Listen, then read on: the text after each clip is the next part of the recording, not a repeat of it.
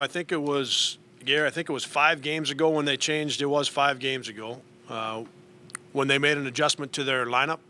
They moved 2 new guys into the starting lineup, and now are bringing. Of course, those 2 guys are now coming off the bench that they're replacing the starting lineup. But that adjustment to their lineup is so that they've won 3 of the 5, so they've had success with it. And in the 2 they didn't win, very competitive. They're more versatility in that starting lineup right now with Von Bray in with Childs at the 4 and 5. Both of those guys can play.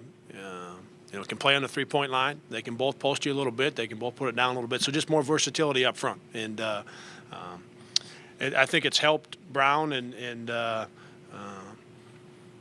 he's really played well. His numbers in the last 5 he's shooting 54% from the three-point line in his last 5 games. And how that is directly relates to the lineup change, Gary, I don't know exactly. I mean, they're running.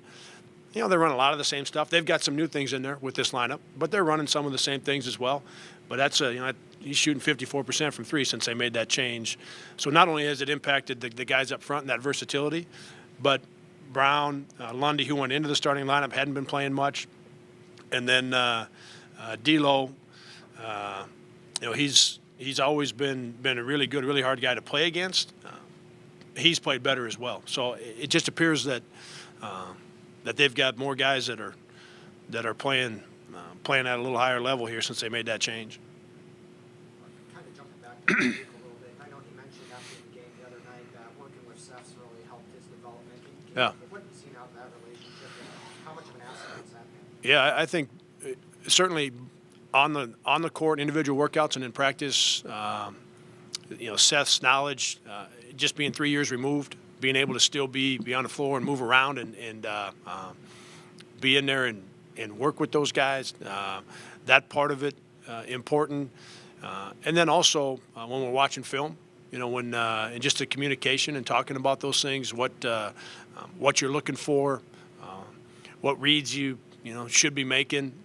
I think all of those things are so important. And Seth is able to bring that as a guy who played the position and really close in age. Those things are valuable. And so that relationship, I know, has been really good for Luke.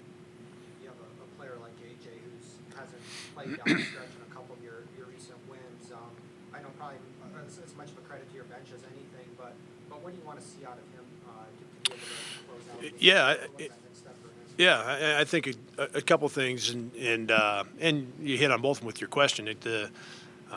I've talked about it for sure since after the game. I talked about it this morning on the conference call. We've got 8 guys in rotation right now, and feel like all 8 of them are really playing pretty good. Some of them are playing as well as they've played all year, and some of them are just simply playing good basketball. But we feel like all 8 of them are playing good, and Justin may or may not, find a time where he's in down the stretch, but the other 7 guys are going to be in down the stretch at some point. And we'll have to see where Justin's at and what a game may call for. But outside of Justin, of the 8 guys that are playing, I feel really, really good, really comfortable with the way the other 7 guys are playing, and that any combination of those 7 can finish out a game for us. In particular with AJ, he has improved so much at the defensive end of the floor. The way he was in November and December, and the way he is right now, and that's why I feel so good about being able to play. The other guys, maybe outside of Trey, the other guys have got a little more experience, of course. And that experience is helpful when you're heading down the stretch of a basketball game. So you talk about Spencer, you talk about Isaiah, you talk about Wyatt, even Ty. Now that he's up and running a little bit better, his experience from last year being a full-time guy, that experience with those guys is valuable down the stretch. And so there's going to be games where a group of those guys are going to finish, like we've seen here in a couple of the home games. And there's going to be games at Loyola where I felt like the best lineup was AJ, Spencer, Wyatt with Isaiah, so that we had enough shooting and ball handling on the floor to try to stretch them out. And in that one, AJ, I don't know if it was 35, 36 minutes, and played all the way down the stretch. And we were in great position to get that game. And he made some great plays in that one. So Of those 7, including AJ, like I said, leaving out Justin at this point anyway. Of the other 7, man, I feel good about any combination of those 7 going down the stretch.